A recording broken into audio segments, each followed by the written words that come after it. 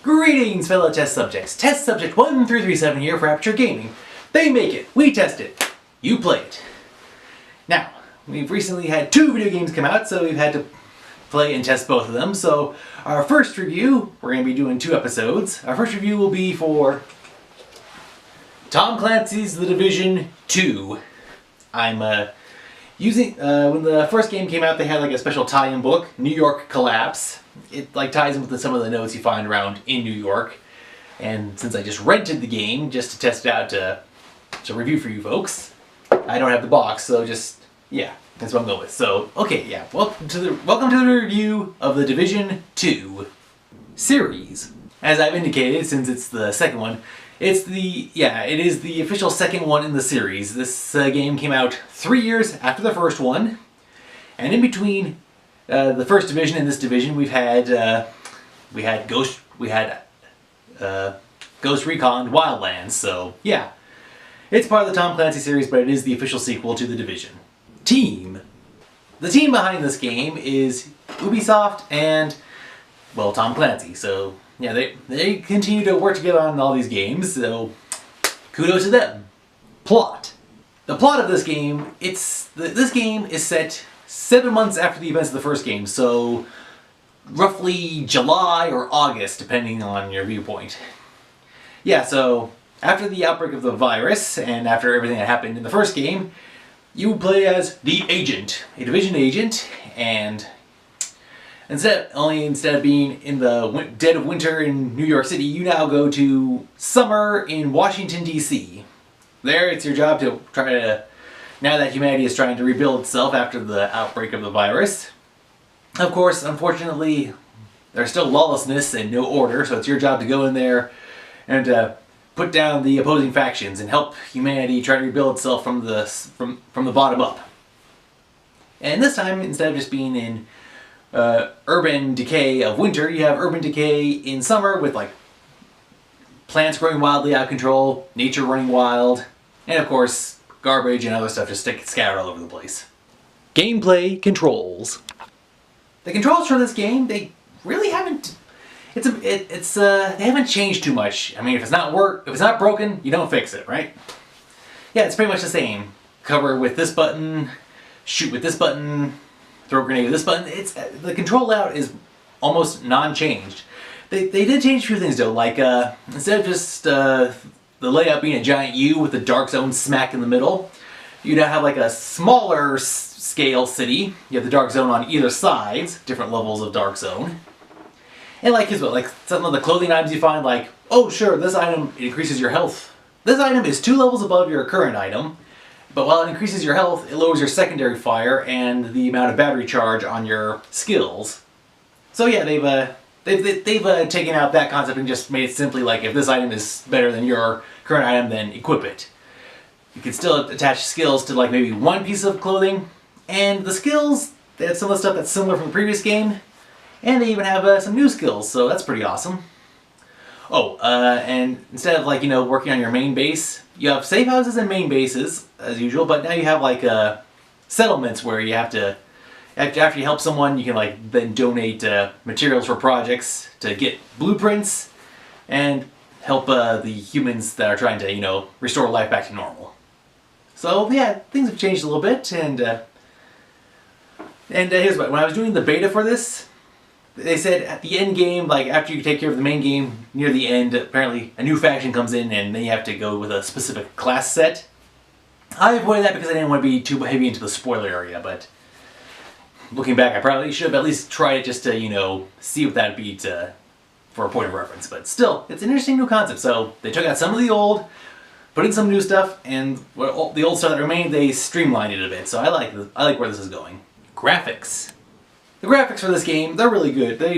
For the Tom Clancy series, they focus on realism. So the characters look real, the environment, everything looks real. Like if this actually did happen, it has a very realistic feel to it. Like the city layout, the plants, the animals, buildings, weapons, vehicles. It all looks natural.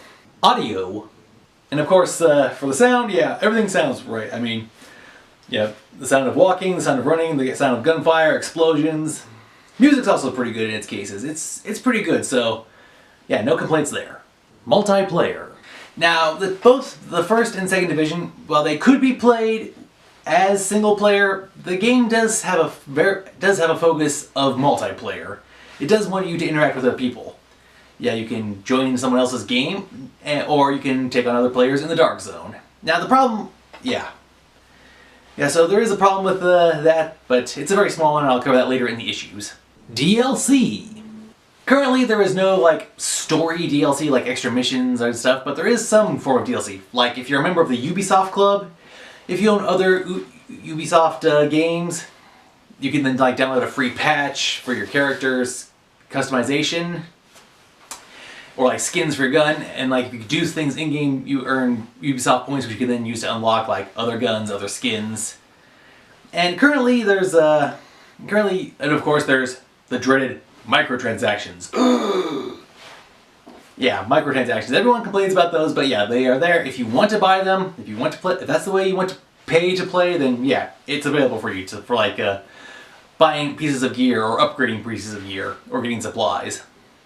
So yeah, while there's no stories yet, I'm fairly certain based on the fact that the first one had like 2 or 3 story DLCs, I'm sure it's going to happen. Issues. Alright, here are the issues. Well, alright, the game is good. There is no question about that. Technically, everything runs really well, but there are a few things. For one, if you are first installing this game for the first time, the day 1 download patch took up like 90 gigs, and it took about half an hour to install. So whenever you want to play this game, make sure you get it like a half hour in advance before you want to play. Inside, everything handles really well, but there are a few things. For one, if you're going to be joining someone else's game, you gotta make sure it's the right level, because you don't want to be a level like 5 and you go, oh, I'll join this player's game. Oh, they're level 20 and we're taking on a level 20 fortress. So yeah, you gotta be careful with that.